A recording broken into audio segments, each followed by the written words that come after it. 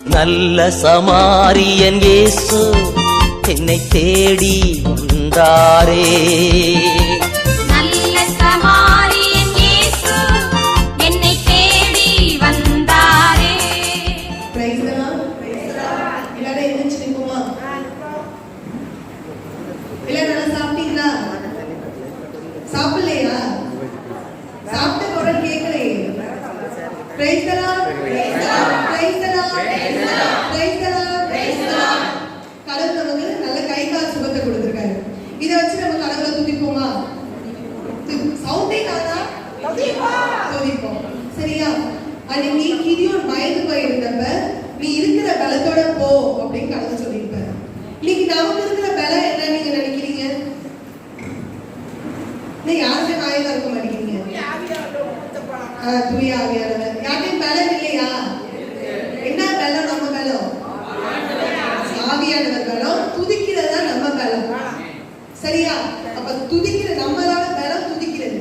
நம்ம துதிச்சு தேவனை புகழ புகழ நம்மளோட கட்டுகள், நம்மளோட வேதனைகள், நம்மளோட கண்ணீர் எல்லாம் மாறும். தேவன் சொல்லியிருக்காரு, நீ நின்று நான் செய்யும் அதிசயங்களுக்காக. நம்ம இப்ப நின்றுட்டு இருக்கோமா? இப்ப நம்ம நின்றுட்டு இருக்கோம். நம்மளோட வேலை துதிச்சு அந்த பிரச்சனையை தேவன் ஒப்பு கொடுக்கிறது.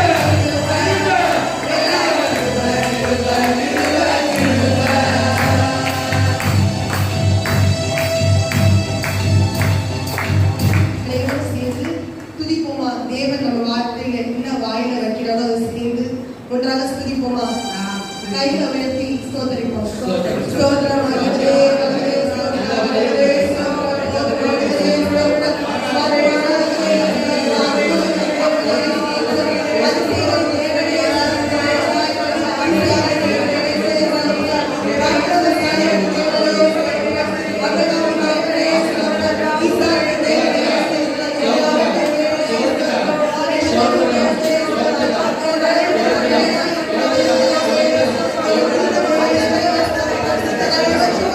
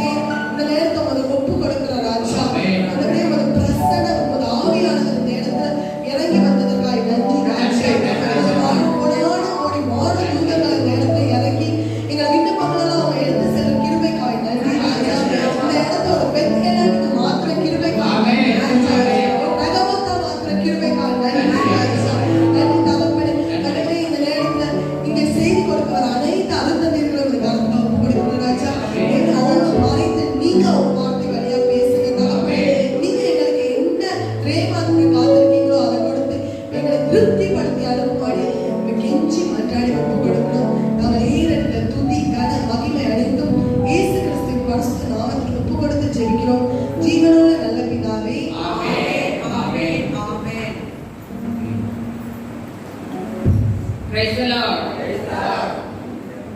தற்பொழுது விவிலியம் சொல்லும் இயேசுவின் ரகசிய வருகையும் இரண்டாம் வருகையும் எனும் தலைப்பில் பேரர் திரு ஜி.வி. பன்னீர்செல்வம் அடிகளார் அவர்கள் இறை செய்தியை வழங்க அன்போடு அழைக்கிறார்.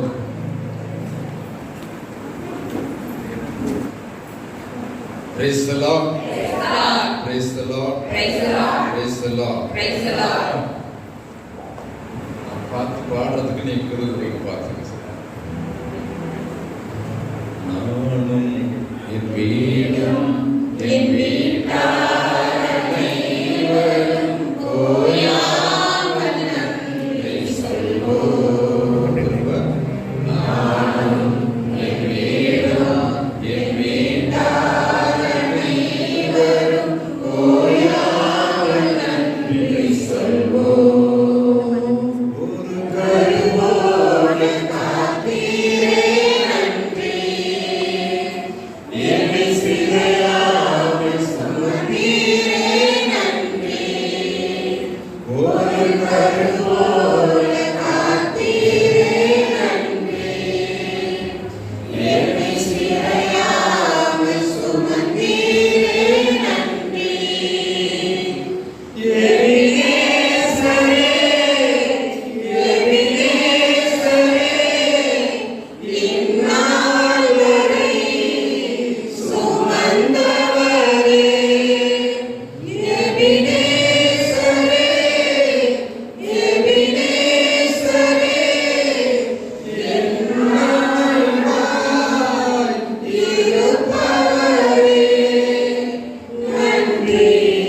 நன்றி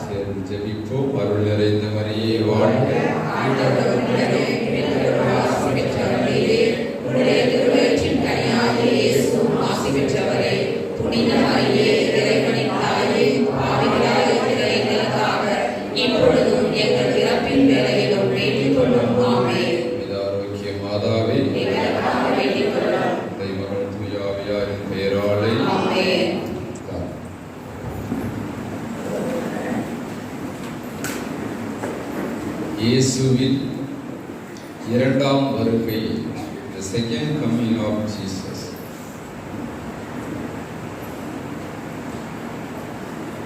இது ஒரு சந்தோஷமான நிகழ்வா இருக்குமா, அச்சமூட்டும் நிகழ்வா இருக்குமா? இயேசு திரும்ப வரப்போகிறார். அது எழுதப்பட்ட சத்தியம். நான் வரேன், திரும்ப வருவேன்ட்டு கிறிஸ்தவ கொண்டு எதிர்பார்க்கல, திரும்ப வருவார். அதெல்லாம் சைலண்ட போட்டு விஷயங்கள்லாம் வெரி குட். இந்த நீங்க சின்ன குறிப்பிடம் படிக்கிறப்ப 4 கடைசி இது பார்த்துருக்கீங்க. கடைசி நிகழ்வு மரணம், தீர்ப்பு, மோட்சம், நரகம். ஞாபகம் இருக்குதா? மோட்சம் இருக்குதா இல்லையா?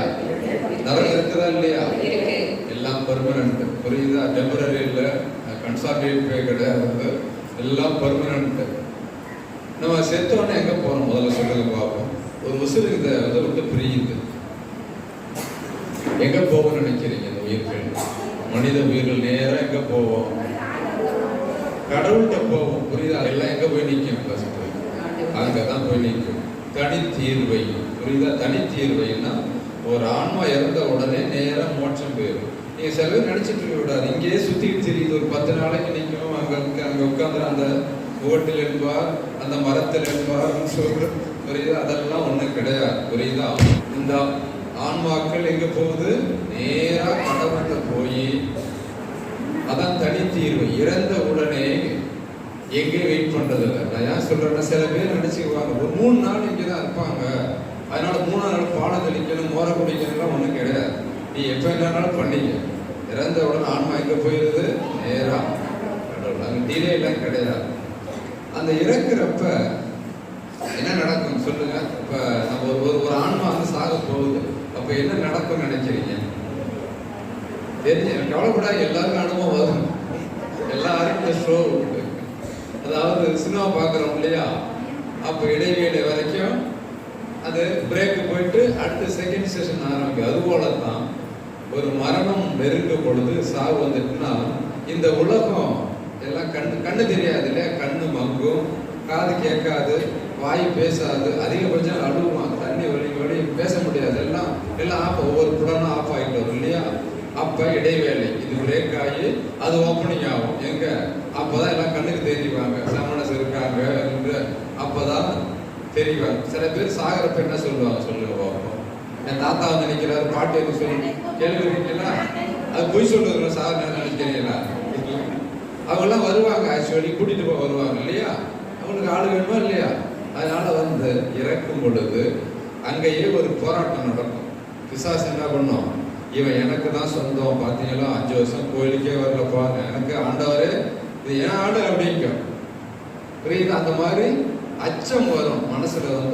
மரண பயம், உசுறு போகுதுன்ட்டு இதெல்லாம் பார்க்குறப்ப கலக்கம். புரியுது? அதனால என்ன சொல்லுவாங்க? ஜெபம் பண்ணணும். நிறைய பேர் சாவருக்கு முன்னாடி அழிந்த மாதிரி சொல்லிட்டே இருந்தாதான் அந்த ஜெபம், அந்த அழிந்த மாதிரி என்ன வருது சொல்லுங்க? எங்கள் மரண நேரத்தில். அதுக்கு ஒரு அழகான விளக்கம் சொல்லுவார். ஏன் மாதாவை மரண நேரத்தில் கூப்பிடுறோம்? ஏன் அந்த நேரம் கூப்பிடுறது? ஏன் மாதாவுக்கு ஜெபத்திலே ஏன் அவங்களை கூப்பிட்டு சொல்லுங்க? அதுக்கு ஒரு காரணம் இருக்கு. இயேசு இறந்த பொழுது அங்க நின்னாங்க இல்லையா? அப்ப என்னையும் புள்ள மாதிரி நினைச்சு வாங்க. இயேசுவை கூப்பிட முடியாது. ஏன் இயேசுவை கூப்பிடாத நேரத்துல? அவர் ஜட்ஜா வருவார். உங்களுக்கு தீர்ப்பு கொடுக்கிறவர், மெயின் ஜட்ஜ் அவர் தான். புரியுதா? லாயர் தான் அந்த மாதா. ஆக பரிந்து பேசும். அந்த நேரத்துல போய் ஆண்டவரே இறக்கமாறுனா இறக்கலாம் முடிஞ்சு போச்சு, மாதிரி எடுத்து நோட் எடுத்து வர்றாங்க. சரி, புரியுதா? அப்படி இறக்கம் அவங்க அது வரைக்கும் தான் இறக்கம் காட்டுவார். மரணம் வரைக்கும் தான் இறக்கம். அதுக்கப்புறம் தீர்ப்பு தான். அதுக்கப்புறம் நீ ஐயோ தெரியாம பண்ணிட்டேன், வெரி சாரி, டைம் முடிஞ்சு போச்சு. அதனால நீதியுள்ள நடுவராக வருவார். புரியுதா உங்களுக்கு? அப்ப ஆண்டவரை கூப்பிட கஷ்டம். மாதாவரால தான் நமக்கு மரண நேரத்தை அங்கே ஏசிட்டு இருந்தீங்க, நம்மாடு இங்கிருந்து போனவங்க அப்படின்னுட்டு எங்கள் மரண நேரத்திலும். அப்ப நீ எவ்வளவு அழிந்த மாதிரி சொல்லுவீங்க, நிறைய சொல்றீங்கல்ல. இப்போ மாதா வராம இருப்பாங்களா? வரணும்னு ஜெபம் பண்ணணும். புரியுதா? ஆக பிறப்ப மாதா வந்து என்ன பண்ணுவாங்க, நமக்காக கூட. இப்ப 2 பேருக்கும் ஏது தராசு வச்சு நிற்பாங்க, ஏது அதிகமா இருக்கோ அங்கதான் போயாகணும். உத்தரிக்கு ஸ்தலங்கிறது 50-50 பிஸ்கெட் மாதிரி வருதா. அதாவது நல்லது செஞ்சோம் கெட்டது கலந்தவங்க எங்க போவாங்க, உத்தரிக்கலாம். சில பேர் சொல்லலாம் பைபிள் உத்தரிக்கு ஸ்தலம் இல்லை இருக்கு, புரியுதா? இல்லைன்னா முக்காசி பேர் நரகத்துக்கு தான் போவோம், புரியுதா? அதனால உத்தரிக்கிற ஸ்தலம் இருக்கு. அது ஒரு வசனம் சொல்ற ஆண்டவர் சொல்லுவார், தூய ஆவிக்கு எதிராக பேசுகிறவன் இம்மையிலும் மறுமையிலும் மன்னிப்பு பெற மாட்டான்னு ஒரு வசனம் வரும், புரியுதா? அப்ப இம்மையிலும் மன்னிப்பு உண்டு, மறுமையிலும் மன்னிப்பு ஒரு இடம் உண்டுதான் அர்த்தம். இம்மையிலும் இல்ல அவனுக்கு, மறுமையிலும் மன்னிப்பு பெறான். ஆக மன்னிப்பு கொடுக்கக்கூடிய, பரிகாரம் பண்ணக்கூடிய ஒரு இடம் இருக்குது, புரியுதா அவங்களுக்கு? அதனால உத்திரிக்கிற சிலம் யாரும் நேரம் மோட்சம் போக முடியாது. நம்மெல்லாம் உத்திரிக்கு நிறைய வருஷம் கிடக்கணும். எவ்வளவு நாள் இருக்குன்னு நினைப்பீங்க? நம்ம எல்லாம் போனாங்க உத்திரிக்கு எவ்வளவு நாள் கிடக்குன்னு நினைக்கிறீங்க? தண்ணியிலேருந்து ஆரம்பிச்சு இந்த மாசம் உத்திரிக்க ஸ்தலத்துல 5 நாள் 10 நாள் நினைக்கிறீங்களா? 50 வருஷம் கூட கிடக்க நேரிடும், புரியுதா? 50 வருஷம் கூட நம்ம பரிகாரம் பண்ண தேவை இருக்கும். அதனாலதான் நிறைய பூசி எழுதி வைங்கிறது. சில பேர் கோயில் பக்கமே போகாம அங்க போயிருப்பாங்க, பூசை வந்து வருஷம் எழுதி வைப்பாங்க சில பேர், புரியுதாம? நிறைய பூசைகள் தேவைப்படும். அதை எப்படி கண்டுக்கலாம்? செத்தவங்களை கனவுல பார்த்துருக்கிறீங்களா?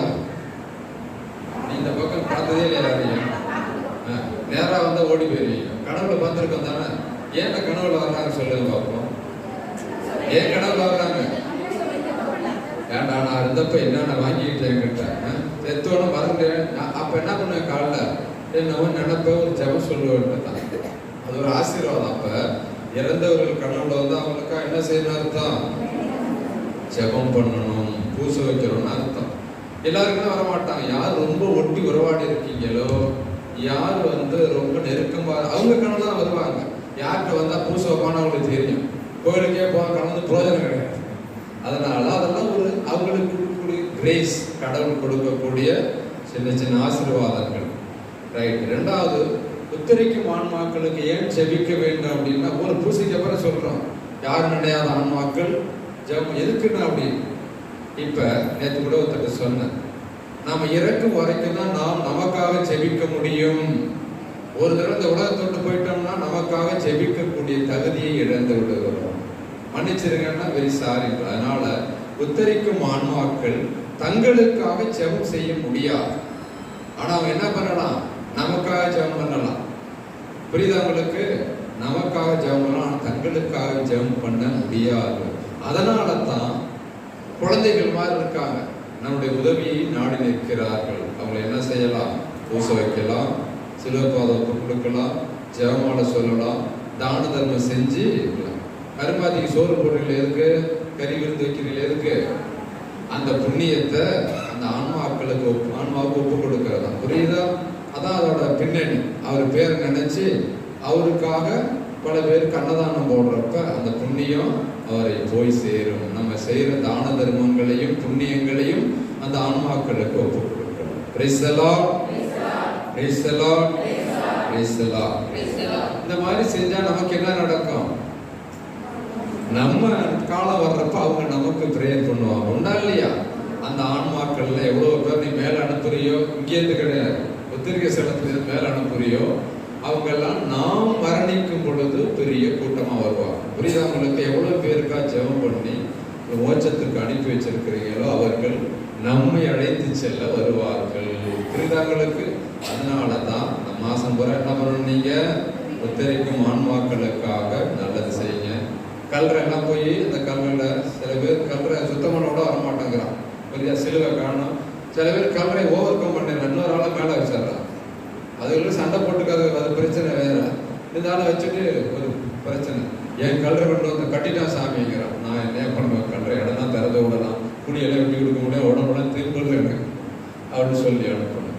ரைட். அதனால ஆன்மாக்கள், தற்கொலை செய்து கொண்ட ஆன்மாக்கள் எங்கே போகும்? தற்கொலை செய்து கொண்ட ஆன்மாக்கள் எங்க போகும் நினைக்கிறீங்க? மோஸ்ட்லி பெரும்பாலும் நரகத்திற்கு போய். ஏன் தெரியுமா? ஏன் சொல்லுங்க? ஏன்னா அவங்க செய்யற பாவம் என்ன? தற்கொலை செய்யறாங்க. விசுவாசம் இல்ல. பேசிக்கலி அப்படி என்னைய தலை போற காரியம் என்ன? என்ன பிரச்சனை உனக்கு? அதிகபட்சம் அடிப்பான், ஓகே. 4 அவச்சொல் சொல்லுவான், ஓகே. அவன் அது 5ஆம் கிளாஸ்ல ஃபெயில் ஆனா போய் மருந்து முடிக்கிறதோலாம் தூக்க மாட்டேன். ஏன் 1 வருஷம் உட்காந்துருக்கணும்? என்ன வலிக்குது உனக்கு? என்ன பிரச்சனைங்க? இல்ல ஃபர்ஸ்ட் மார்க் பண்ணா கலெக்டர் ஆயிட்டானாங்க வந்தாலும் அவன் பாட்டு வீட்டுல மண்ணடி தெரிஞ்சுக்கிட்டு இருக்கான். எங்க வேலை கிடைக்கிது? படிக்கணும் பெரிய ஆள் அப்படின்னுட்டு நீங்களும் சும்மா இருக்க இல்லை. படின்னு கொட்டுறது நீ இருக்குது எங்க அம்மா சும்மா இருக்கிறதா சொரிஞ்சு விட்ட மாதிரி அதுல ஏன் இப்ப என்ன? ஒருத்தன் ஃபர்ஸ்ட் வரணும், ஒருத்தன் கிளாஸ் வரணும் தானே. ஒரு கிளாஸ்ல எல்லாரும் ஃபர்ஸ்ட் வர முடியுமா? என்ன பண்ணி தொலைக்கிறது? அதனால அதுல போட்டு நோர் அடிச்சு தனித்தனியெல்லாம் போய் மருந்து முடிக்கலாம். 10ஆம் கிளாஸ் கொரோனால பாஸ் பண்ண பரிச்சு எழுதுனவா அடுத்த கிளாஸ் போகலையா? பள்ளிக்கூடம் போகாமலே பாடம் படிக்காமலே பாஸ் ஆகி போகலையா? நம்ம அதுவும் நடந்தாலும் இருக்கு. அதனால அதெல்லாம் போட்டு அற்ப காரியங்களுக்கு உயிர். இந்த பயலை லவ் பண்ணுவாங்க, அது இன்னொரு காலம் கட்டிட்டு போயிடும். அதுக்கு இவன் பாட்டு தாடியை வளர்த்துக்கிட்டு நான் மருந்தை குடிக்கிறேன், மாத்திரை குடிக்கிறேன். ஒரு பையன் எங்கள் ஊரில் தான் மருந்தை குடிச்சிட்டான். உடனே ஹாஸ்டலில் போட்டு அதை மூலம் தெரியும் டீப்பை போட்டு எடுத்துருவாங்க. அவன் எடுக்கிறப்ப தாங்க முடியல வலி. அந்த டாக்டர் கேட்டான், டாக்டர் நான் பொழைச்சிக்குவேன். அப்புறம் ஏன்னா மருந்தை குடிச்சான். இந்த மாதிரி தற்கொலை செய்து கொள்கிற ஆன்மாக்கள் பெரும்பாலும். அதனால என்ன பண்ண மாட்டாங்க? தற்கொலை பண்ணிட்ட சாமியாருங்க மந்திரிக்க வருவதில்லை. புரிதாங்களுக்கு. ஏன்னா விசுவாசம் இல்லாம விசிறி எடுத்துக்கிட்டான். அவன் என்னத்தை ஜெபம் பண்ணி என்னத்தை பண்றதுன்னுட்டு. ஆனா இப்ப இந்த காலத்துல என்ன பண்றாங்க? நினைவு புதுசு வைக்கலாம். ஏன் தெரியுமா? கடைசியும் சாவருக்கு சில பேர் தூக்கு போட்டுக்கிட்டு பார்த்தா அவன் போய் இந்த மரத்தை பிராண்டி இருப்பான். கவனிச்சிருக்கீங்களா? அந்த போய் நெகலாம் அப்படியே சில பேர் பார்த்தா ரத்தம் வலியும். ஏன்னா ஐயோ தெரியாதான் மாட்டிக்கிட்டு போய் தப்பிக்க முடியாதையாச்சும் பிடிச்சி தப்பிக்கிறதுக்காக உயிர் போராடும். அந்த நேரத்தில் ஒருவேளை மனம் மாறியிருந்தான்னு வச்சுங்க, கடவுளே தெரியாதான் பண்ணான்னு ஒன்று எங்க போயிடும் தப்பிச்சிருவான். இந்த லாஸ்ட் மோமெண்ட்ல கூட மனம் வருது. இந்த நல்ல கல் சொல்றான் இல்லையா, வருது. வாழ்க்கை பூரா திருடி விட்டு கடைசியா ஒரே ஒரு ஜெபம் பண்றான், ஆண்டவரே மன்னிச்சிருங்க வாடா. ஃபர்ஸ்ட் எஸ்கார்டா வந்தான், ஆளெல்லாம் விட்டாங்க. முத ஏசோட போனா மோச்சத்துக்கு ஒரு திருட்டு போய் மோச்சம் திருடிட்டு போயிட்டான். பார்த்தீங்களா? ஒரே ஒரு ஜெபம் பண்ணான், ஒரே ஒரு மனமாற்றம், மோச்சத்துக்கு போயிட்டான். அதுபோல தற்கொலை செய்யறது லாஸ்ட் மோமெண்ட்ல ஐயோ தெரியாம பண்ணிட்டனே கடவுளே மனம் மாறினான்னா அவன் எங்க போகலாம்? மீட்பவனுக்கு உண்டு. இந்த லாஸ்ட். அதனால என்ன பண்றோம் இப்ப எல்லாம்? சரி தொலைதுக்கு பூசெல்லாம் வைக்க ஆரம்பம். புரிதாங்களுக்கு இதுதான் இந்த மரணம். அதனால என்னடா காலம் காட்டி சாமியார் பிரேக்ஃபாஸ்ட் போட்டு சாவதி பேசியிருக்காரு.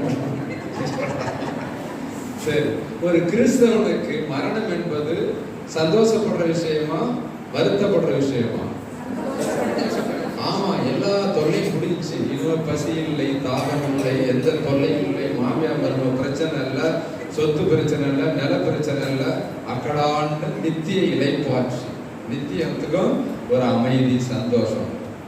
அதனால அது ஒரு விடுதலை. சில பேர் சொல்லுவாங்க, ஃபாதர் நீங்க 100 வயசு வாழணும். நான் சொல்லுவேன் அவ்வளோ கஷ்டப்படணுமா? தயவு செய்து அந்த மாதிரி வேண்டிக்காத. நான் போறபடி போறேன், புரியுது? அதனால 100 வயசுகளோட எல்லாரும் துக்கப்படணுங்கிற நீ அப்படின்னு. அதனால அது ஒரு விடுதலை. 2003 நினைக்கிறேன், 2ஆம் ஜான் பால் சாக கிடக்கிறார் பாப்பரஸ். இப்போ அந்த பியாசாவில் நாங்கள் இருக்கிறப்ப அந்த பியாசானா அந்த சதுக்கம் 50,000 பேர் நிற்கலாம் ஒரே நேரத்தில். கோபு பூச வைக்கிற அந்த இடம் சதுக்கம் 50,000 பேர். அனௌன்ஸ் பண்ணிட்டாங்க ரொம்ப முடியாமல் இருக்கிறாருன்ட்டு. எல்லா டிவி சேனலும் அங்கே வந்து வரிசையாக நிற்கிறான், எப்படா சாவாரம் இது எடுக்கலான்ட்டு ரெடியாக சொல்லிட்டேன். அப்டேட் பண்ணிகிட்டே இருக்கிறாங்க, புரியுது? அந்த மாதிரி நடக்கு, அந்த மாதிரி நடக்குன்னு. நாங்கள் டெய்லி 6 டிவி எல்லாம் மெழுகுத்தி பிடிச்சி ஜெயமாலை சொல்லுவோம். அவர் ரூம் லைட் ஏரியா அங்கே இருக்கு, மேலே மாடி ரூமில் எல்லாரும் அவருடைய இருக்கா ஜெயம் பண்ணுவோம்.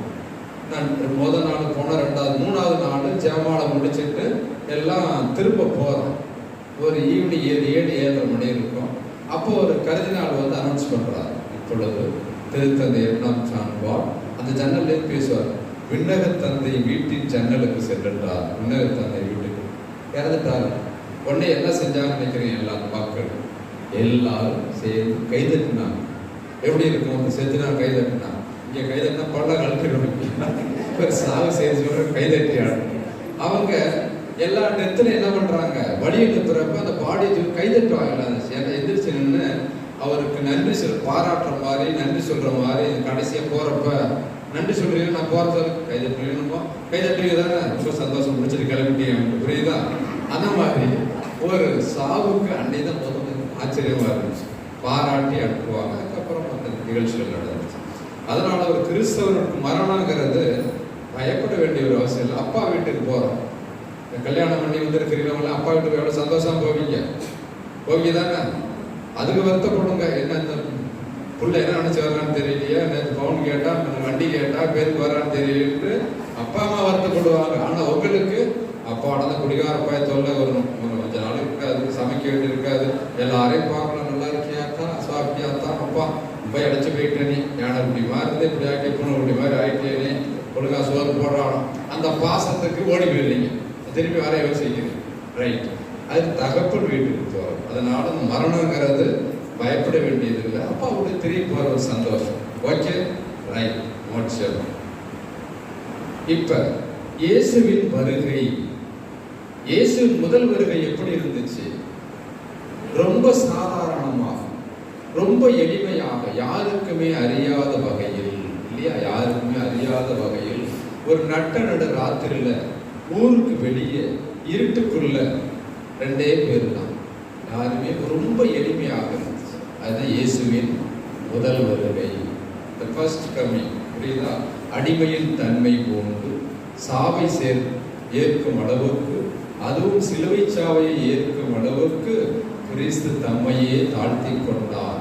ஆகவேதான் கடவுள் அவர் எல்லாருக்கும் மேலாய் உயர்த்தி எப்பெயருக்கும் மேலான பெயரை அவருக்கு அருளினார். பிலிப்பியர் இருக்கிறதுல இது எப்போ சொல்லுவோம், ஈஸ்டர் டைமத்துல இந்த பாட்டா பாடும் இல்லையா? ஆக அந்த வசனம், இறை வசனம் அந்த அளவுக்கு தாழ்த்தி கொண்டு வந்தார். இல்லை யாருக்கு தெரியல, கடவுளா? இங்கேயா? இந்த மாட்டு கொட்டா இல்லையா? இந்த பொம்பளை பிள்ளை வயிற்றுல, அது யாரும் இல்லை, அனாதை பிள்ளை பார்த்து அது யாருமே ஏற்றுக்கொள்ளாம, அது முதல் வருகை. ரைட். ரகசிய வருகைன்னு ஒன்று இருக்குதா? அதெல்லாம் ஒன்றும் கிடையாது. பைபிள்ல இந்த ரகசிய வருகை அப்படிங்கிறது யார் கண்டுபிடிச்சது? கொஞ்ச நாள் நானும் பார்க்கிறேன், ரகசியமா வர வேண்டிய அவசியம் கிடையாது. சாக்ரமெண்டல் கம்மிங் ஒன்று இருக்கு. அது என்னன்னா, டெய்லி வர்றாரா இல்லையா கடவுள்? நற்கல்ல வர்றாரா இல்லையா? தனிப்பட்ட வெளிப்படுத்துறாரா இல்லையா? அவர் வந்து போயிட்டே தான் இருக்கு. அவர் ரோட்ல டெய்லியும் போயிட்டு வந்துட்டு இருக்க மாதிரி அவர் நம்மளை சந்திச்சு போயிட்டே தான் இருக்காரு. அது தனிப்பட்ட வருகை, ஒவ்வொருவருக்கும் தனித்தன்மையா வர்றாரு. ஓகேயா? அதனால இதை தாண்டி ஒரு பப்ளிக்கா ரகசிய வருகை இருக்குன்னு ஏசு எங்கே சொல்ல, பைபிள்ல எந்த வசனமும் கிடையாது. ரகசியமாக வருகை இல்லை. புரியுதா? இரண்டாம் வருகை எப்படி இருக்கும்? நல்லா யோசிச்சுங்க. இயேசுவோட முதல் வருகை இருந்துச்சா? அது அப்ப இன்னொரு ரகசிய வருகை இருந்தா அதை எப்படி சொல்லணும்? திரும்ப வர்றத மூன்றாம் வருகை தானே சொல்லணும். அதே இரண்டாம் வருகை சொல்றப்ப நல்லா கவனிச்சீங்களாத? முதல் வருகை ஒரு தனி சாக்ரமெண்டல் கம்யூனுக்கு ஒரு தனிப்பட்ட வந்துட்டே இருக்காரு. இரண்டாம் வருகை பப்ளிக். புரியுதா? மீண்டும் வருகைன்னு அதுதான். Okay, right. இப்ப அது எப்படி நடக்கும்? பைபிள்ல ரொம்ப கிளியரா இருக்கு. நீங்க ஒவ்வொரு நற்செய்தியும் கடைசி அதிகாரங்களை பார்த்தீங்கன்னா இயேசு தெளிவா சொல்லுவார். மத்திய 25 இருக்கட்டும், மார்க்கா, லூக்கா இருக்கட்டும். நான் இப்ப இயேசு உயிர்த்து மேல போறப்ப எல்லாம் வானத்தை அண்ணாந்து பார்த்து கொண்டே இருக்கிறார்கள். அப்ப வானூர் ஒரு தோன்றி என்ன சொல்றாரு? நீங்கள் காணும் இயேசுவை மேகங்கள் மீண்டும் வருவார். இப்ப வீட்டுக்கு போய் வேலையை பாருங்கிறார். மீண்டும் வருவார்னு முதல் அவரே சொல்லிடுறாரு. இயேசு என்ன சொல்றாரு? நான் திரும்ப வருவேன்ட்டு. அதுக்கு இதெல்லாம் சொல்ற நிறைய கதைகள் சொல்ல. இரண்டாம் வருகை எப்படி இருக்கு? அந்த நாளில் ஒரு சந்தோஷமான நாள் இருக்கா? அது எப்படி இருக்கும்? அதோட ரிமோட் பேக்ரவுண்ட் அப்படின்னா போர்களும் குழப்பங்களும் நிலநடுக்கங்களும் வானில் அச்சம் தோன்றும் அறிகுறிகளும் இருக்கும். நாட்டுக்கு எதிராக நாடு எழும், அரசுக்கு எதிராக அரசு எழும். மக்கள் என்ன நடக்குமோ என்று அஞ்சி கலக்கமடைவார்கள். புரியுதா உங்களுக்கு? இதெல்லாம் தான் அறிகுறிகள். கடவுள் வரப்போறாருக்கு. பேசிக்கா சொல்ல போனா அநியாயம் பெருகிட்டு போகும். உண்மைதானே?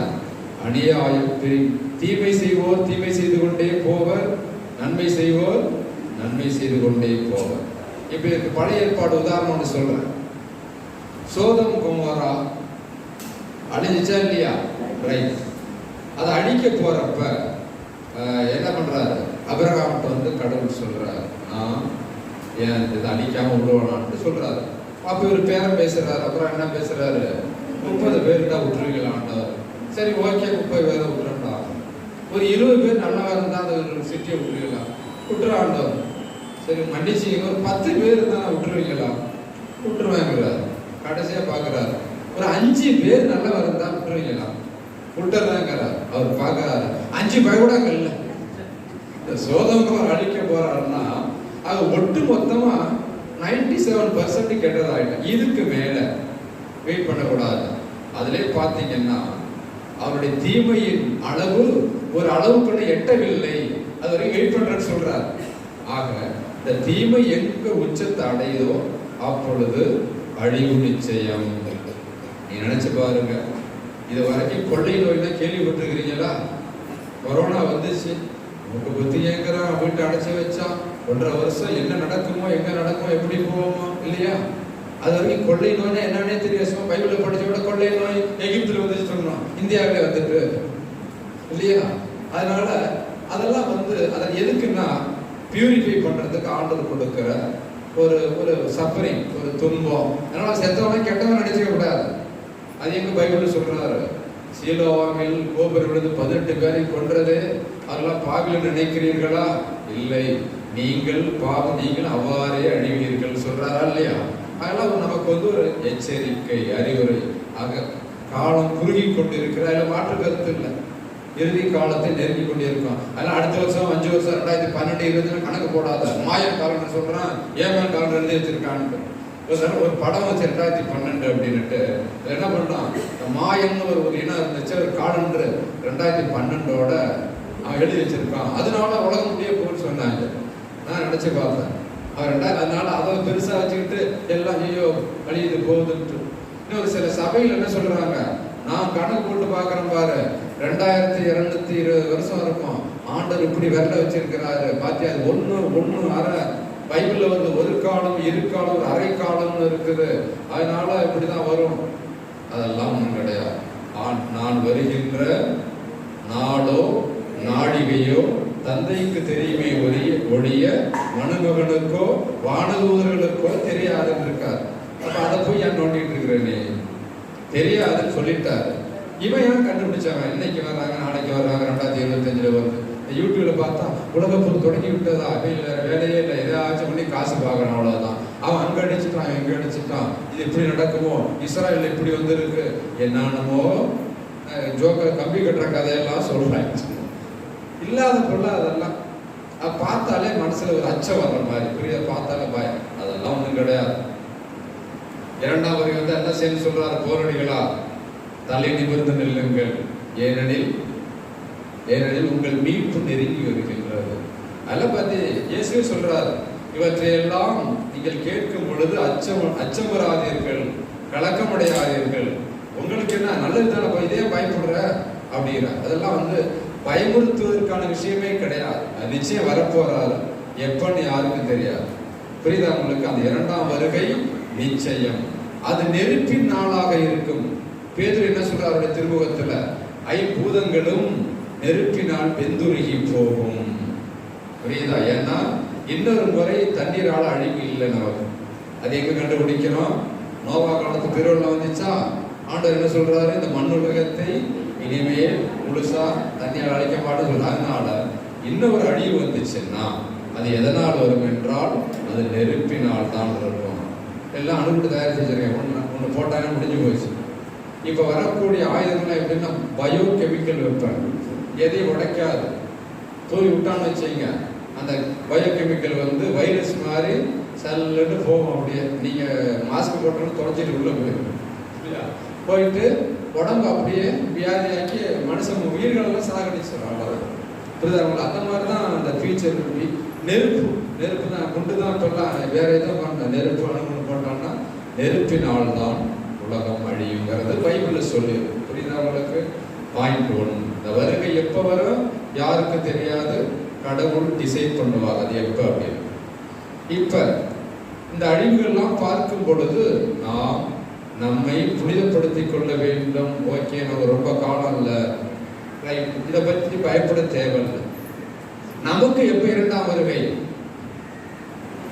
இது இரண்டாம் வருகை என்பது இன்னும் என்ன சொல்றாருன்னா, மின்னல் வானத்தின் ஒரு முனையில் இருந்து மறுமுனை போவதில்லையா சல்லுன்னு, அதுபோல மனுமகன் இரண்டாம் வருகை இருக்கும். மக்களிடத்தார் அனைவரும் பார்ப்பார்கள். புரியுதா? வானத்தில் என்ன அறிகுறி தோன்றும்? மனுமகன் அறிகுறி தோன்றும். மனுமகன் யாரு? இயேசு. அவரோட அறிகுறி என்ன? அது என்ன? அவரோட அடையாளம் சிலுவை அடையாளம் தான் அவரோட அடையாளம். மனுமகன் அறிகுறினா சிலுவை அடையாளம் வானத்தில் தோன்றும். புரியுதா? அதை எடுத்துட்டு வருவார். இப்ப நம்மளாம் கொடி பிடிச்சிட்டு போறாங்க ஊர்வலத்துல, அவர் ஒரு கொடி பிடிச்சாலும் சிலுவையா தான். புரியுதா? சிலுவை சின்னமேந்தி, புரியுதா, வருவார். எப்படி வருவார்? வான மேகங்கள் புடை சூழ, எக்காலம் முழங்க, சமணஸ் எல்லாம் ஃபர்ஸ்ட்டுக்கு எப்படி ரொம்ப சிம்பிளா இருந்துச்சோ அவ்வளவு பெரிய கிராண்டா இருக்கும். எது? அம்பானி வீட்டு கல்யாணத்தோட பல மடங்கு பெருசா தான் வருவார். அதனால யாரும் இதோ இங்கே நிற்கிறார், அது அங்கே வருகிறார், இதை வந்துட்டார் ஒடியாங்கட்டு போக வேண்டிய அவசியம் கிடையாது. எல்லாரும் பார்ப்பார்கள். சில பேர் கண்ணீர் விட்டு அழுவாங்க அதை பார்த்து. புரியுதா உங்களுக்கு? அதான் வருகை. இதனால இதை பத்தி நீ ஒன்னும் வருத்தப்பட வேண்டியதில்லை. ஐயோ நான் தூங்குற பத்திரி போயிட்டா என்ன பண்றது? எல்லாம் கொண்டு தான் போவாரு. அதனால சரி, அப்ப என்ன நடக்கும்? இறந்தவர்கள் அவருடைய குரலை கேட்டு கல்லறையிலிருந்து வெளியே வருவார்கள். ஒரு பையன் கேட்டாங்க, சாமி கடலை புதைச்சு எலும்பெல்லாம் கிடக்கு, பல்லெல்லாம் காணும், மண்டபம் தான் கிடக்கு, எப்படி திருப்பி வருவாங்க அப்படின்னா சொன்னே, காந்தம் வச்சிருக்கியாடா? நீ சின்ன காந்தம் வச்சிருப்பான் தெரியுமா? காந்தம் வச்சிருக்கியா? வச்சிருக்கிறேன். விளையாடுவியா மண்ணில்? அப்படி தேய்ப்பான் மண்ணில். அந்த கடற்கரை இரும்பு தூளை என்ன பண்ணும்? எல்லாம் ஒன்று சேர்ந்து எங்கதான் கடக்குன்னு தெரியாது. அது போலதான்டா. அது ஒண்ணு புழுவா கிடப்பான், பூச்சா கிடப்பான், வாடி தானே எல்லாம் தான் கிடப்பான். ஆண்டோட குரலை கேட்டு எசேக்கியேல் 33, 34 உலர்ந்த எலும்புகள்லாம் ஒன்று சேர்ந்த வார்த்தையை கேட்டு ஒன்றோடு ஒன்று சேர, நரம்பு சேர ஒரு அது மாதிரிதான் கடைசி நேரத்துல நல்லது செய்வோர் வாழ்வு பெற உயிர்த்தெழுவார்கள், தீயது செய்வோர் தண்டனை பெற உயிர்த்தெழுவார்கள். புரிதவங்களுக்கு எல்லாரும் உசுரோட இருக்கிறவன் அப்படியே ஒரே நேரத்தில் டிரான்ஸ்ஃபார்ம் ஆயிடுவான். பவுலடிகள் சொல்லுவார், நான் உயிரோடு இருக்க சடன் ஒரு சுத்த நான் மாறான படத்தில். அதே மாதிரி உசுரோடு இருக்க என்ன பண்ணுவாங்க? வார்த்தையை கேட்டு உடனடி மாற்றம் தருவோம். புரியுது? அவங்க இதுதான் நடக்க போறது. இந்த செகண்ட் கம்மிங் உயிர்த்தெழுதல் இப்படிதான் இருக்கும். அப்ப வடப்பக்கம் இடப்பக்கம் தீர்ப்பிடுவார். புரியுது அவங்களுக்கு? ரைட்டு. இப்ப மோட்சத்துக்கு போனா என்ன டிக்கெட் வாங்கணும்? நம்மளாம் என்ன செஞ்சா மோட்சத்துக்கு போவோம்? மத்திய 25 சொல்றாரு நினைக்கிறேன். ஆசி பெற்றவளே என்னோடு வாங்கன்னு கூப்பிட்டாரு. நம்ம என்ன செய்யணும்? அதுக்கு பசியாயிருந்தேன் எனக்கு உண்ண கொடுத்தீர்கள், தாகமாயிருந்தேன் குடிக்க கொடுத்தீர்கள், ஆடையில் இருந்தே என்னை உடுத்தினீர்கள், நோயுற்றிருந்தேன் என்னை காண வந்தீர்கள், சிறையில் இருந்தேன் ஆறுதல் சொல்ல வந்தீர்கள். யாரா செஞ்சீங்க? கைதுக்குள்ள ஏதாச்சும் இல்லாட்டி பிக்க பாக்கியெல்லாம் பெயில் சொல்லிட்டேன். புரியுதா? இதை செஞ்சாதான் மோட்சம். என் தந்தை நாசி பெற்றவர்களே இதை செய். இல்ல ஆண்டவரே, நான் கோயிலுக்கு போயிட்டு இருந்தேன், ஜபக்குறம் நடத்தினேன், அதெல்லாம் ரைட்டு தம்பி, நீ நான் சொன்னதை செஞ்சு அதை நான் எழுதி விட்டு வந்தேன், இருந்தான் அதிகாரம் வாசிச்சதானே, இதை பண்ணினியா, எத்தனை பேருக்கு சோறு போட்டிருக்கிற, வெரி குட். அந்த வகையில் நான் இந்து மக்களை பாராட்டேன். இந்த மேல்மருவத்தூர்ல என்ன பண்றாங்க? மேல்மருவத்தை போய் ஆதிபராசக்தி கோயில் இருக்க எல்லாருக்கும் சாப்பாடு போடுறாங்க. திருப்பதியில ஒரு நாளைக்கு ஆயிரக்கணக்கா சாப்பாடு போடுறாங்க. அவங்களுக்கு மோச்சம் இருக்கா இல்லையா? இந்த கேள்வி உண்டு உங்களுக்கு. இப்ப மற்ற மதத்துல மோச்சம் போவாங்களா இல்லையா? நீ உங்களுக்கு புத்தக போட்டு கொடுத்துருக்க நினைச்சுக்க கூடாது. யூதர்கள் அப்படிதான் நினைச்சாங்க. ஏசு நம்ம பண்ணோம் எல்லாருக்கும் அவங்க எல்லாம் கிறிஸ்டியன்ஸ் இன் ஸ்பிரிட் ஞானஸ்தானம் வாங்காட்டி கூட இயேசு மதிப்பீடுகளில் பின்பற்றி வாழ்ற நல்ல மனிதர்கள். அவங்களும் அவருடைய பிள்ளைகள் தானே. இயேசு ஒரு இடத்துல சொல்லுவார், என் மந்தையை சாராத வேறு ஆடுகளும் எனக்கு உண்டு. உண்டு தானே? நம்ம அவரோட மந்தை, க்ளோஸ் மந்தை. இந்த மந்தையை சேராத வேறு ஆடு அவர்களே நான் கூட்டி சேர்க்க வேண்டும். அதுபோல நம்ம நினைச்சே கூடாது நமக்கு அந்த மீட்புங்கிறது நமக்கு ஒண்டிதான், நமக்கு அதிகமா தண்டனை கிடைக்கும். ஏன் தெரியுமா? ஒருவன் ஒரு கதை சொல்றாரு இயேசு. என்ன சொல்றாரு? ஒரு தலைவன் வேலையாள் விட்டு வெளியூர் போறாரு. அங்க வீட்டுல உள்ள தலைவன் என்ன பண்றான்? அவர் வர லேட்டா வந்துட்டு உண்டு குடிக்கவும் கூட வேலை அடிக்கவும் வதைக்கவும் தொடங்கினான். அப்ப தலைவன் வரும்போது என்ன செய்வான்?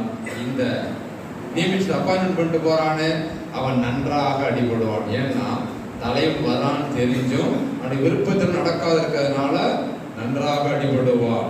அடுத்த மற்ற ஊழியர்கள் எப்படி?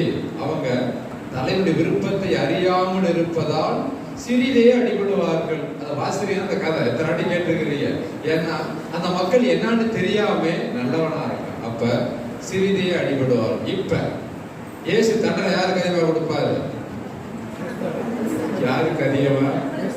உனக்கும் எனக்கும் தான். எனக்கு ரொம்ப அதிகமா இருக்கும். ஏன்டா உன்னை சாமியாராக்கி ஊரெல்லாம் திரியிறான். நீ பாட்டுக்கு ஏசிக்காரன் நான் தெரிஞ்சுக்கிட்டு இருக்கிறேன். அங்கே சபைக்கு போயிட்டு இருக்கான் 4 பேர், அதை பார்க்க மாட்டாங்கிற ஓசி ஆக மாட்டான்னு கேட்கல. நான் கணக்கு கொடுக்கணுமா இல்லையா? போற இடம் பூரா அப்பா அப்பான்னு கூப்பிட்டான், பாரு கூப்பிடுறான். உனக்கு போற இடம் பூரா சோறு போட்டு வச்சிருக்கிற. நீ என்ன வேலை செஞ்ச? பால் கறக்கிற மாதிரி பாலை கறந்து குடிச்சுக்கிட்ட. அந்த ஆடு வந்து நோய் விட்டு கிடக்கும். நீ அந்த நலிந்த ஆட்டை நீ குணப்படுத்தவில்லை அப்படின்ட்டு எங்களுக்கு கொஞ்சம் அதிகமாக ஓவராக தான் இருக்கும். உங்களுக்கு இருக்கும், புரியுதா? நீ இத்தனை சிலுவை பாத யாத்திரை போன, தியானம் கொடுத்தா உனக்கு உட்காந்து சூரியா சோறு போட்டு ஏசி ரூமை கொடுத்து உட்காந்து கதை கேட்டுட்டு போயிட்டு நீ வந்து மருமாவோட சண்டைங்கிற, மாமியார்கிட்ட பேச மாட்டாங்கிற, பாசனம் வேணாங்கிற, நன்றாக அடிபடுவீர்கள். அதனால தலைவன் விருப்பத்தை அறிந்தும் அதன்படி செயல்படாதவன். What counts? மீட்புக்கு என்னன்னா என்னுடைய செயல் தான். என் பேச்சு எவன் அழகழகா பேசிட்டு போயிடலாம், ஆனா நான் என்ன செய்யறேனோ அதுதான், புரியுதா? அதனால் நம்முடைய செயல்கள் அது முக்கியமா தான தர்ம செயல்கள். இரக்கமுடையோர் பேர் பெற்றோர் ஏனெனில் அவர்கள் இரக்கம். யார் இரக்கமா இருக்கிறீ? நீ தீர்ப்புக்கு பயப்பட வேண்டியதில்லை. காரணம் கடவுள் மேல இரக்கம் காட்டுவார். ஏன் நீ என்னுடைய சீடு இருக்கிறதுக்காக ஒரு டம்ளர் தண்ணி கொடுத்தான்னு வச்சுக்க, அதுக்கு கைமாறுக்கலான்னு போக மாட்டான். அப்படிங்கிறப்ப ஒரு சின்ன செயலா இருக்கும். அதுக்கு ஒரு கதை சொல்றேன். ஒருத்தர் இறந்து போனான், மோட்சத்துக்கு போனா அங்க ராயப்பர் நிக்கிறாரு. எந்த ஊரியா? அந்த வேளாண் இருந்திருக்கிறார். எந்த தெரு, எந்த அன்பியும் ஓகே இருட்டு புக் எடுத்து வர உள்ள போறாரு. வாழ்வதற்கு நூல் அங்க எடுத்து வர்றாரு. வேளாண் எல்லா நாடும் இருக்கு, இந்தியா, தமிழ்நாடு, தஞ்சாவூர் ஆயிடுச்சு, இந்த பங்குட்டு எடுத்து வர. அவன் பேர் என்ன? பேரை சொன்னா சம்பாயம். அந்த பேரை சொல்றான். உன்னை எடுத்து வயசு என்னையா? 75 வயசு. பரட்டி பாக்குறாரு. எல்லாம் எம்டியா இருக்கு, ரஃப் நோட்டு மாதிரி, ஒண்ணுமே எழுதல. அதாவது நல்லது செய்யவே இல்லை வாழ்க்கையில. பரட்டி பார்த்துட்டே இருக்காரு, ஒண்ணுமே இல்லை. கடைசியா ஒரே ஒரு லைன் இருக்கு. அவன் சாரத்துக்கு 5 நாளைக்கு விட ஒரு கிழமைக்கு 5 ரூபா தாமதம் கொடுத்துருக்கிறான்.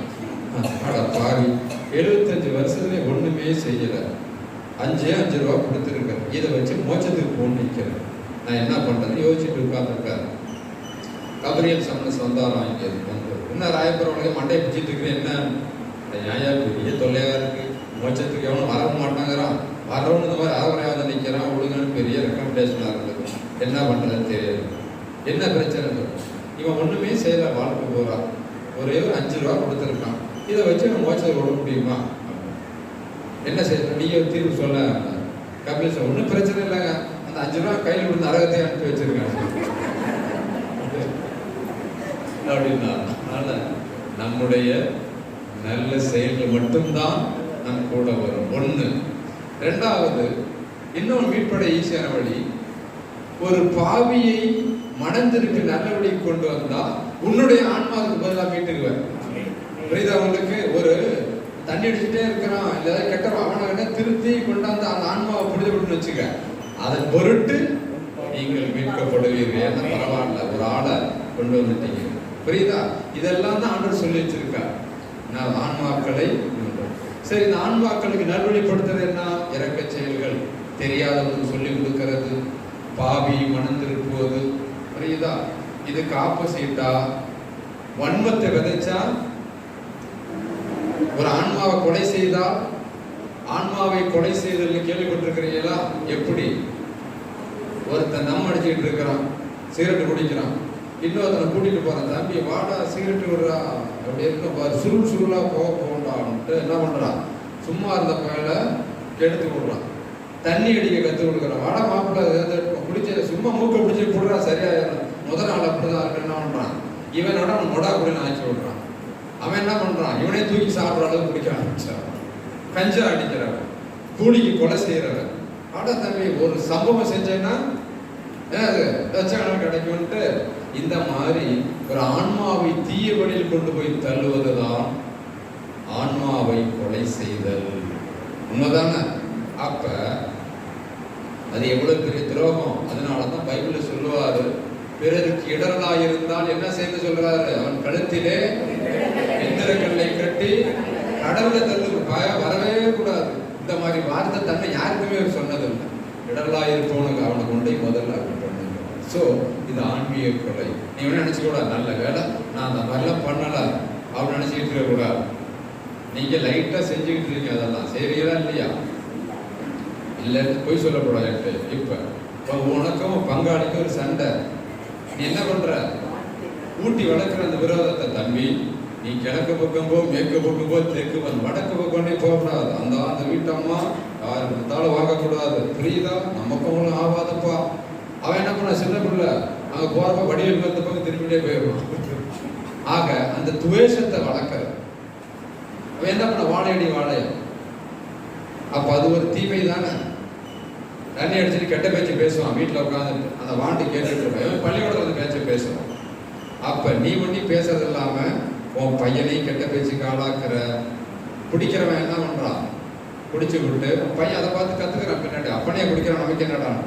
இந்த மாதிரி ஆன்மாக்களை கொலை செய்யும், பேரை கெடுக்கிறது. இப்போ ஒருத்தனுக்கு உங்களை பிடிக்கல, அவன் என்ன பண்றீங்க, போய் சரி கேட்டியா நீ ரொம்ப வெள்ளையத்தையா இருக்க நம்பிக்கிட்டு இருக்க, என்ன பண்ண தெரியுமா, அப்படியா அப்படின்னா ஓப்படியா இல்லாத கதையெல்லாம் சொல்லி பேரை கெடுத்து ஒரு நல்லா எங்க போனாலும் அவன் அது வந்து நியூஸ் ஈஸியா பரவும்.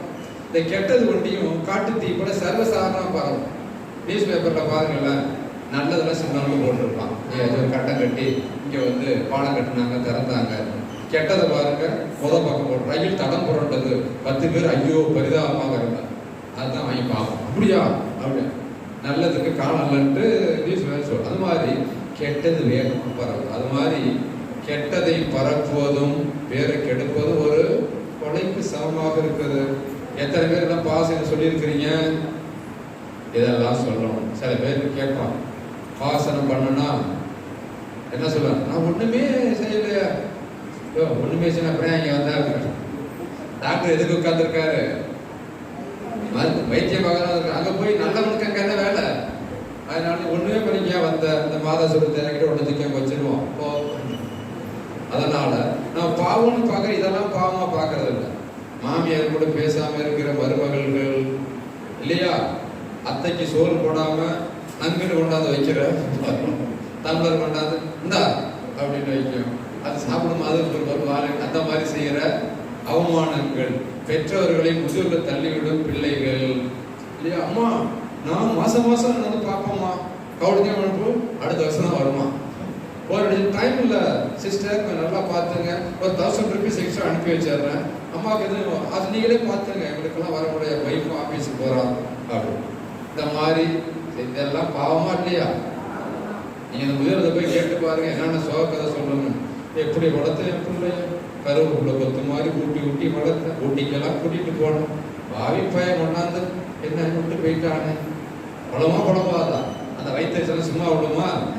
உன் தாய் தந்தையை மதித்து நட, அப்பொழுது உன் வாழ்நாள் நீடிக்கும்.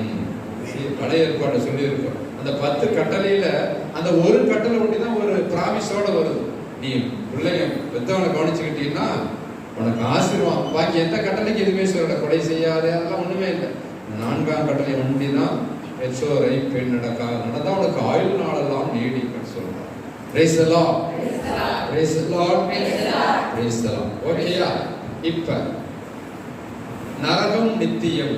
நரகங்கிறது நீங்க போனோம்னா அங்கிருந்து வெளியேறதுக்கு வாய்ப்பு கிடையாது. மோட்சம் நித்தியம், அங்கிருந்தும் நமக்கு இது கிடையாது. அது எங்க தெரிஞ்சுக்கிறோம் நம்ம? லாசர் கதையில சொல்றாரு இல்லையா, ஒரு பணக்காரன் ஒருவன் இருந்தான், ஏழை லாசர் ஒருவன் இருந்தான். பணக்காரன் வெள்ளி ஆடை உடுத்தி தினந்தோறும் விருந்துண்டு வந்தான். ஏழையோ வாசப்பில் உட்கார்ந்துட்டு கஷ்டப்பட்டு இருந்தான். நாய்களுடைய புண்களை நக்கின. இருவரும் இறந்தார்கள். பணக்காரன் என்ன செய்யப்பட்டான்? புதைக்கப்பட்டான். ஏழை லாசர் மோட்சத்துக்கு எடுத்துக் கொள்ளப்பட்டான். அப்ப பாக்குறான் பணக்காரன் நரகத்துல கஷ்டப்படுறப்ப என்ன பாக்குறான்? ஐயோ இந்த மாதிரி அவன் அப்புறம் முடியல உட்கார வச்சிருக்கான். இந்த பயல அவன் கேட்ல கடந்தான். அவன் பேர் கூட தெரியாது பிச்சைக்காரவ. அப்புறம் அவங்கள உட்கார்ந்து இருக்கிறான். ஆனா நான் இங்க கடந்து வேகிறேனே அப்படின்னு சொல்ல என்ன கேட்கிறான்? ஒரே ஒரு சொட்டு தண்ணி அந்த சுருட்டு வேற நினைச்சு அதை கொண்டா நாக்கில் வைக்கணும். அதை கூட அங்க கிடைக்காது. ஒரு சின்ன ஆறுதல் கூட அங்கே கிடைக்காது. அதான் அந்த பாயிண்ட். ஒரு சொட்டு தண்ணி கூட எனக்கு இல்லையே அப்படின்னு சொல்லி அவன் வருத்தப்படுகிறான். அதான அப்ப உங்களுக்கும் எங்களுக்கும் இடையே பெரிய பாதாளம் உள்ளது. இங்கிருந்து யாரும் அங்க வர முடியாது, அங்கிருந்து யாரும் இங்க வரவும் முடியாது. அதனால் நரகம் நித்தியம், மோட்சம் நித்தியம். சரி, நீங்க ஏமாந்து பேரோட சில தவறான இதெல்லாம் இருக்கும். என்ன அது? கருத்துகள். மோட்சம் அங்க இல்ல, இங்கேதான் இந்த உலகத்தை அந்த மாதிரி ஏமாந்து போயிடாதீங்க. புரியுதா? மோட்சம் உண்டு. மோட்சம் இல்லைன்னா நான் ஏன் சாமியார் ஆகணும்? நீங்க ஏன் இப்படி சாப்பிட்டு வந்து உட்கார்ந்து இருக்கணும்? மோட்சமோ நரகமோ இல்லை அப்படின்னா நீ ஏன் இப்படி இருக்கணும்? நம்ம ஏன் நல்லது செய்யணும்? இந்த கேள்வி கேட்டீங்களா? அவங்க இதெல்லாம் எதுக்கு நான் அப்படி கிடக்குற? ஒரு பாதர் கேட்டாரு என்ன பல வருஷம் முன்னாடி. சாமி பண்ணிடுறோம் மாதிரி சாமியாராக எல்லாத்தையும் விட்டு வந்துட்டோம், துப்பு போட்டுட்டு கிடக்குறோம். நம்ம செத்தோம்னா ஒண்ணுமே நினைச்சு கல்லு மண்ணா கிடக்குறோம். நம்ம நிலைமை நினைச்சு பாருங்க. ஒரு சாதாரண ஒரு மனிதன் யோசிக்கிறாரு. செத்தனை ஒன்று நினைச்சு பாருங்க, கல்லு மண்ணா கிடக்கு. என்ன பண்றது? நம்ம இங்கேயும் ஒன்றும் சந்தோஷம் அனுபவிக்கல, அங்கேயும் இப்படி ஆயுதம்ல. நான் சொன்னேன் ஒரு வேலை எல்லாம் இருந்துச்சுன்னு வச்சுங்க. அப்ப ஏமாந்து போயிடக்கூடாதுல்ல, சான்ஸ் எடுக்க முடியாதுல்ல. அது இன்னைக்கு இல்லாட்டி ரேஷன் நாளைக்கு வாங்கிக்கலாம், ரேஷன் கடையில் இருந்து போக முடியாதுல்ல. ஒருவேளை என்ன இருந்துச்சுன்னா அதனால ஒன்று அவர் ஆறு சொல்லி அனுப்பி பயப்படாதெல்லாம் இருக்கணும் சொல்லி அனுப்பி வச்சு. ஓகே, டைம் ஆயிடுச்சு அவங்களுக்கு. இல்லை ஏற்பாடு பண்ணணும் எனக்கு யோசனை. சரி, இல்லை எதுவும் உங்களுக்கு நான் சொல்றது புரியாது எது இருக்குதா? ஒரு சந்தேகம் இருக்குதா? நீ கேளு. அதான்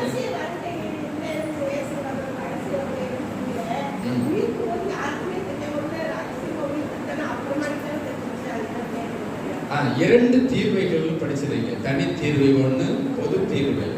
தனி தீர்வை ஒவ்வொரு மனுஷன் சாகிறப்பவ மோட்சமா நரகமா உத்திரமா அனுப்பி விட்டுறாங்க. பொது தீர்வை இயேசு இரண்டாம் வருகையின் போது நடக்கும். அப்ப எல்லாரும் உயிர்த்தல திரும்ப இப்ப ஹைகோர்ட் சுப்ரீம் கோர்ட் ரெண்டு இருக்கு இல்லையா? ஹைகோர்ட் கொடுக்கிற தண்டனை தனி தீர்வை, சுப்ரீம் கோர்ட் கொடுக்கறது பொது தீர்வை மாதிரி. சரி, ஏற்கனவே தீர்ப்பு கொடுத்தாச்சு. அப்ப என்ன பண்ண போறாங்கன்னா நீ நல்லா கவனிச்சுக்கணும். இப்ப சவேரியார் எங்க இருக்கிறாரு? சவேரியார் எங்க இருக்காரு?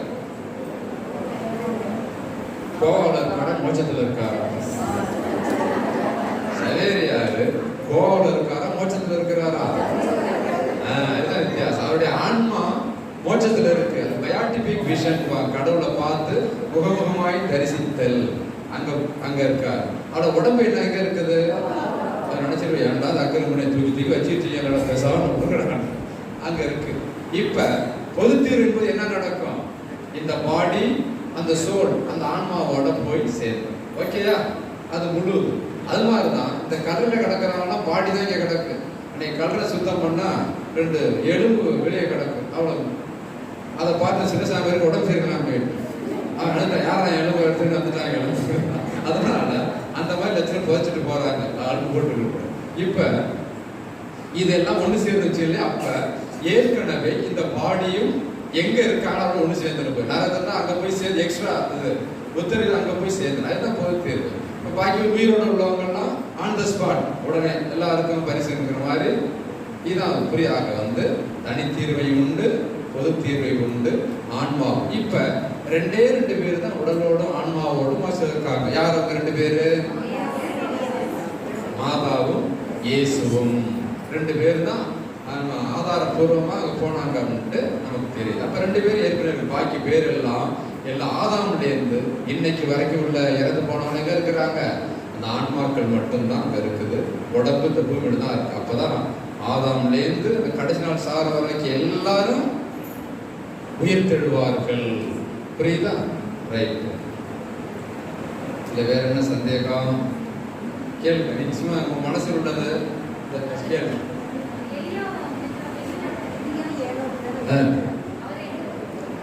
Very good. நல்ல கேள்வி. ஏனோக்கு எலியா நெருப்பு சூழ எடுத்துக்கொள்ளப்பட்டார். நல்லா கவனிங்க. பழைய ஏற்பாட்டில் யார் இறந்தாலும் என்ன வசனம் வரும் தெரியுமா? அவர் மூதாதையரோடு சேர்க்கப்பட்டார். பைபிள் படிக்கிறீங்க தானே? அபிரகாம் இறந்தால் மூதாதையரோடு சேர்க்கப்பட்டார். மோசே இறந்தால் மூதாதையரோடு சேர்க்கப்பட்டார். அப்படின்னா எங்க போயிருந்தாங்கன்னா அவர்கள் ஒரு லிம்போன்னு சொல்லி யூதர்கள் ஒரு இயேசுவோட வருகைக்காக ஒரு வெயிட் பண்ற ஒரு இடத்துல தான் இருந்தாங்க. புரியுதா? நரகத்துக்கு இதுக்கு அனுப்பல. அவங்க இயேசு வருவாரு அப்படின்ட்டு அவங்க எப்போ மோட்சம் அடைக்கப்பட்டுச்சு தானே? ஆதாம் ஏவல் பாவத்துல மோட்சத்தை அடைச்சி ஒரு பேர் உள்ள கூட்டி சாக எடுத்து போயிட்டார். புரியுதா? அப்போ வந்து எரிகின்ற வாழை ஏந்தி கொண்ட ஒரு சம்மனசு என் நெல்லு ஒரு பேர் நுழையக்கூடாதுன்ட்டு விரட்டி விட்டாங்க. அது எப்ப மீண்டும் திறக்குது? இயேசு சிலுவையில் இறக்கும் பொழுது அவருடைய ரத்தம் பூமியில் விடும்போது மோட்சத்தின் வாசல் திறக்கும். நேற்று ஒரு அம்மா அந்த வசனம் கேட்டுச்சு. எங்க அந்த அம்மா நேற்று இந்த சந்தேகத்தை கேட்ட அம்மா, நேற்று நீங்க பூசை நல்லா கவனிச்சீங்களா? பூசை வச்சனே நல்லா கவனிச்சீங்களா? உங்க கேள்விக்கு ஒரு ஜெபத்துல பதில் வந்துச்சு. எந்த ஜெபம்னு சொல்லுங்க பார்ப்போம். நான் ப்ரீஃபேஸ் பாடணும் இல்லையா? ப்ரீஃபேஸ்னா என்னது? அந்த தூயவர் தூயவருடைய ஒரு ஜெபம் பாடணும் இல்லையா? ஆண்டவரை தூயவரான தந்தை என்று ஒரு ஜெபம் பாடணும்னா இல்லையா? கேட்டீங்களா? அந்த கடைசியில என்ன வசனம் வந்துச்சு? இயேசு தந்தையே அவர் உம்மிடம் முன்னேறி வந்து வான் வீட்டின் கதவுகளை எங்களுக்கு திறந்து வைத்தார். பாடணும் கேட்டீங்களா? நீங்க மறந்துட்டே, நான் எனக்கு ஞாபகம் வந்துச்சு. அடுத்தமா சொன்ன அந்த இடத்த வான் வீட்டுக்கு திறந்து வைத்தார்ன்ட்டு பாடணும். ஆக இயேசு தன்னுடைய உயிரை கொடுத்து மோட்சத்தை மீண்டும் திறந்து வைத்தார். அப்பதான் மீட்பு. எங்க போனாங்க? மத்திய நற்செய்தியில ஒரு இது வரும், சீன் வரும். இயேசு உயிர் விட்ட பொழுது பலருடைய ஆன்மாக்கள் கல்லறையிலிருந்து வெளிவந்து நகரில் பலருக்கு தோன்றின. ஹாய், நான் வந்துட்டேன்டா, போறேன், ஒரு நாளைக்கு தான் கடந்த பாய் பாய் வசனம் இருக்கா இல்லையா? பலருடைய ஆன்மாக்கள் எழுப்பி வந்து, ஆக இயேசுவின் மரணம் வரை எல்லாரும் அவருடைய வருகைக்காக வெயிட் பண்ணிட்டு இருந்தாங்க. அவருடைய ரத்தம் தான் மீட்பு கொண்டு வந்தது. ஆதாம்ல இருந்து அன்னைக்கு வரை அது வரைக்கும் யாரும் மோட்சத்துக்கு அனுமதி இல்லை. ஒரு நார்மல் ஸ்டேஜ், ஒரு கோமா ஸ்டேஜ் இந்த மாதிரி தான் எல்லாம் வைக்கப்பட்டிருந்தார்கள். புரியுதா? ரைட். இப்ப சொல்லுங்க. என்ன கொஞ்சம் கம்மியா இருக்கு. ஆமா,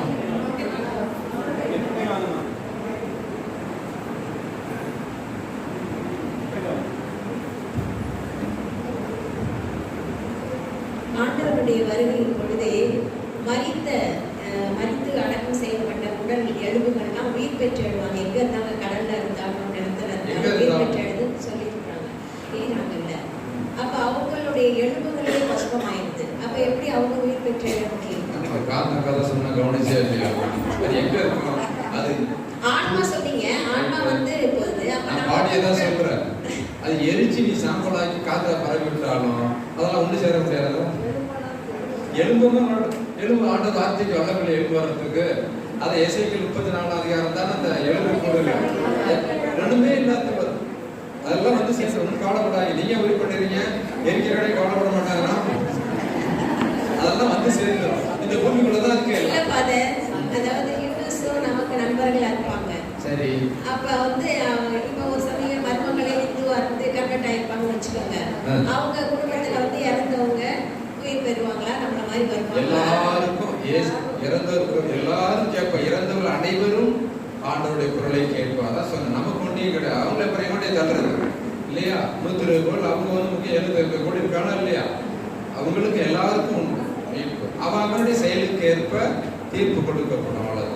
எல்லாரும் 1,44,000 பேர் தான் வந்து விண்ணகத்துல என்ன கஞ்சத்தனம் பண்றீங்க? அந்த திருவிழி பாட்டுல 1,40,000 பேர் தானா? அப்ப இந்தியாவுக்கே 10,000 1,40,000. தமிழ்நாட்டுக்கு பாதி பேருக்கு முக்கியம் தான். கவனிங்க. நல்ல கேள்விதான். 1,44,000ங்கிற அடையாள எண், அடையாளம், அது ஒரு குறியீடு.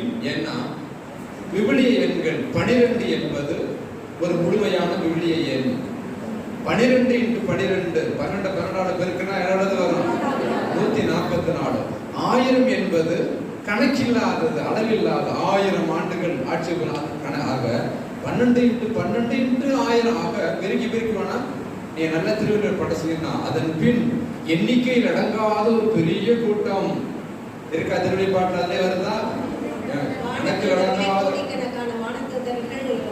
மாணவர்களை விடுங்க, எண்ணிக்கையில் அடங்காத பெரும்பாலான கூட்டம் வச்சது பண்ணி இருக்கு. நல்லா படிச்சு பாரு. ஆக 1,40,000 ஒரு அடையாள எண், அவ்வளவு முழுமை. புரியுதா உங்களுக்கு? அது அப்படியே எடுத்துக்கூடாது. 1,40,000 அப்படியே நம்ம பொருள் கொள்ளக்கூடாது. புரியுதா? ஓகே. வேற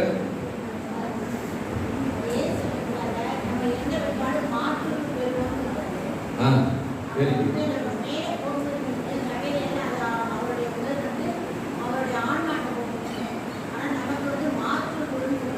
வெரி குட், நல்ல கேள்வி. மாற்று குரு அப்படின்னா நீங்க அப்படியே வேற மாதிரி யூத்தா மாறிட மாட்டீங்க. என் உடம்பு மாறாது. நல்லா கவனி, இது நல்ல கேள்வி. இயேசு 2 வகையான உயிர்ப்பு இருக்கு பைபிள்ல. லாசர் உயிர் பெற்று எழுந்தாரா? 12 வயது சிறுமி உயிர் பெற்று எழுந்தாளா? அப்புறம் நயினர் விதவையின் மகன் உயிர் பெற்று எழுந்தானா? அவன் திரும்ப செத்தாங்களா இல்லையா? அந்த 3 பேர் திரும்ப செத்தாங்களா இல்லையா? அவங்களுக்கு ரொம்ப பேரு பெற்ற டபுள் மரணம். அவங்களுக்கு செத்துட்டு இப்ப அது ஒரு வகையான ரெசிசிட்டேஷன் அப்படி ஆங்கிலத்தை, தமிழ்ல வேற வார்த்தை இல்லை. அது ஒரு வகையான உயிர்ப்பு. இறந்த உடலை அப்படியே மீண்டும் பெற்றுக் கொண்டார்கள். திரும்ப சாப்பிட்டான், பசி தாகம் எல்லாம் இருந்துச்சு. இயேசு இறந்தாரா? உயிர் பெற்று எழுந்தாரா?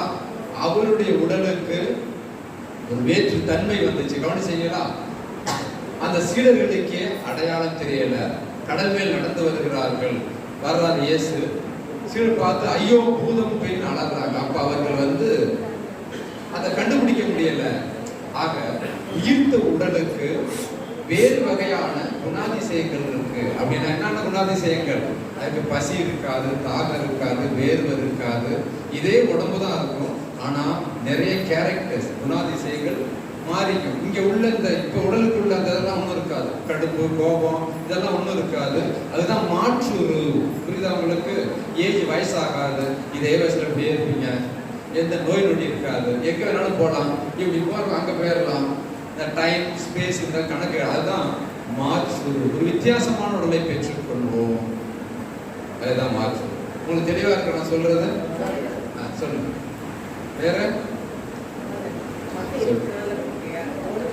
வயதில் இருக்க ஒருவர் எடுத்துக்கொள்ள போவார், ஒருவர் விடப்படுவார். பெண்கள் மாவட்டத்தில் வந்து ஒருவர் எடுத்துக்கொள்ள போவார், ஒருவர் விடப்படுவார். அது நன்மை தீமை பாதி பாதி இருக்கும், 50-50 இருக்கும். இப்ப ஒரே 2 பேர் இருந்தாலும் ஒருத்தன் நல்லவனா இருப்பான், ஒருத்தன் கெட்டவனா இருப்பான். அந்த நல்லவனுக்கு மீட்பு, கெட்டவனுக்கு தண்டனை தான். அதுதான் அதோட இது.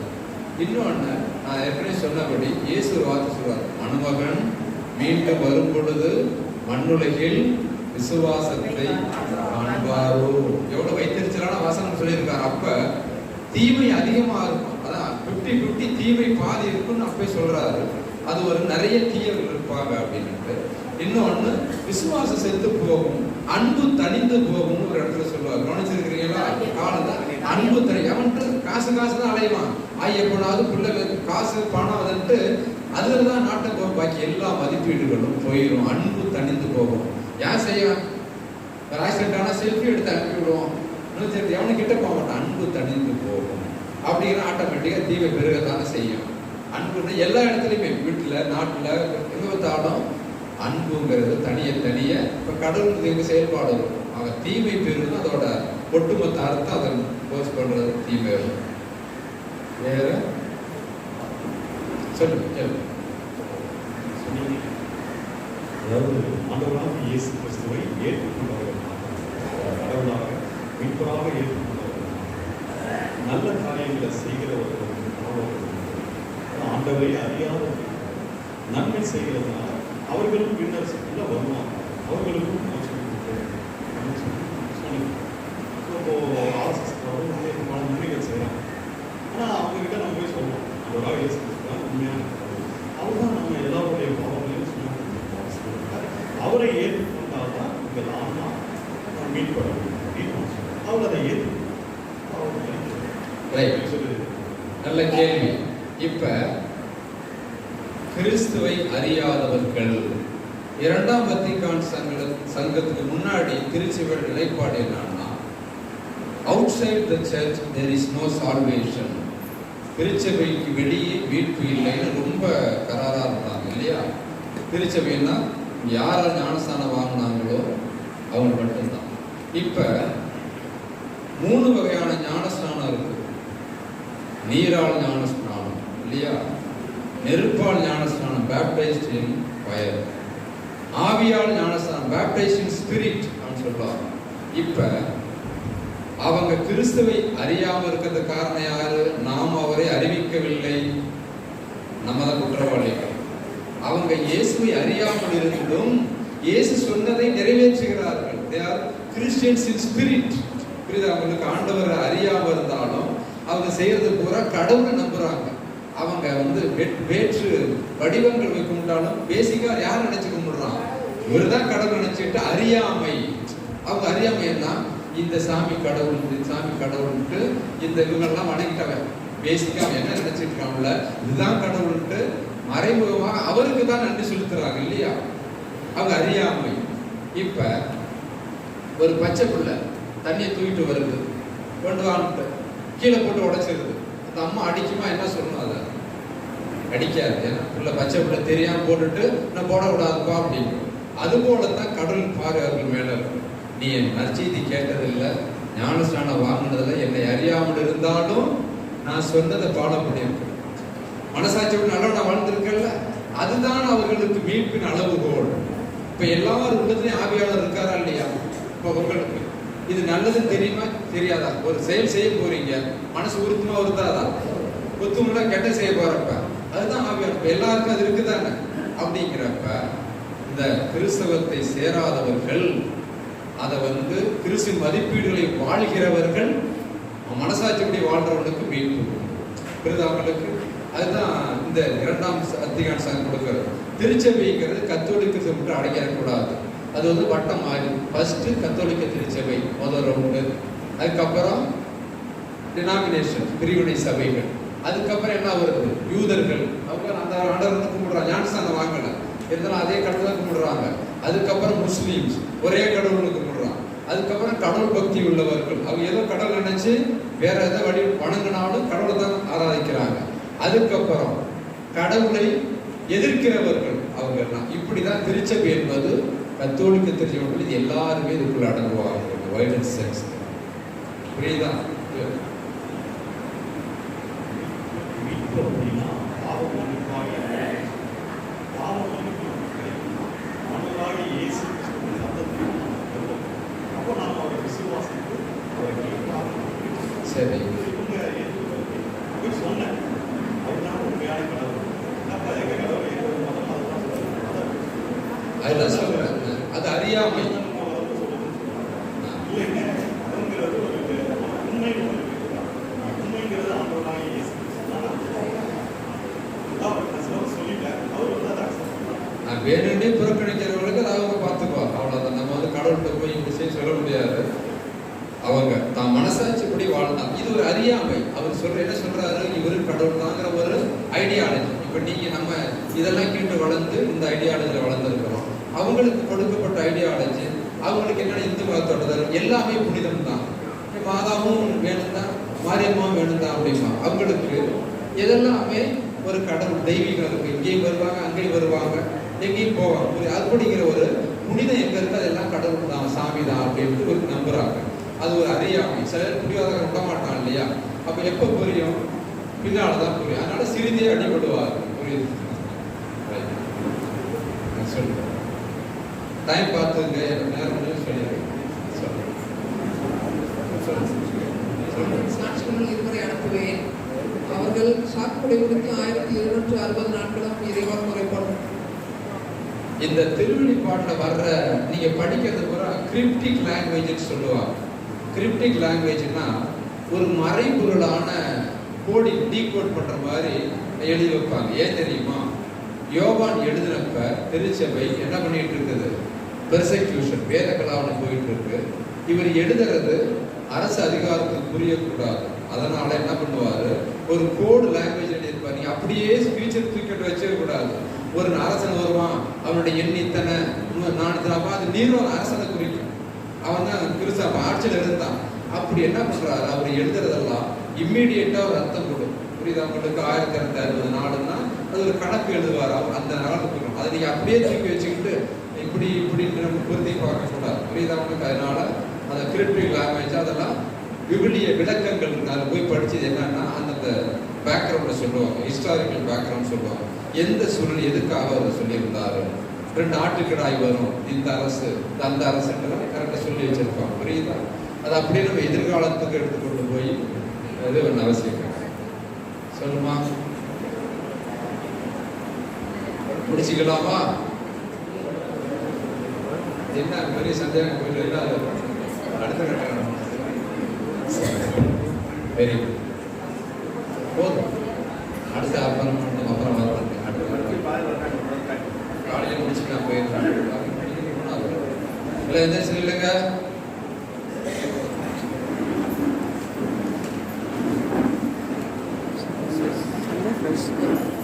Praise the Lord. Praise the Lord. Praise the Lord. என் வீடும் என் வீட்டாரனை வரும் ஓயாமல் நன்றி சொல்வோம். நானும் என் வீடும் என் வீட்டாரனை வரும் ஓயாமல் நன்றி சொல்வோம். ஒரு பரிபூர்ண காத்தீரே நன்றி, என்னை சிதையாமல் சுமந்தீரே நன்றி.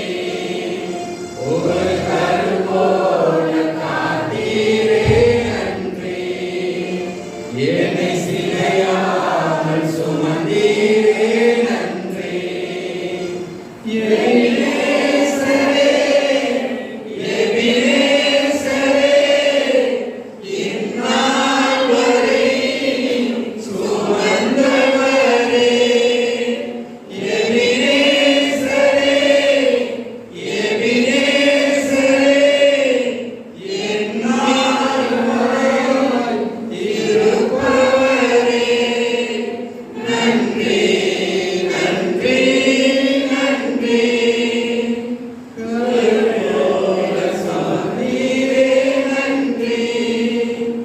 நன்றி.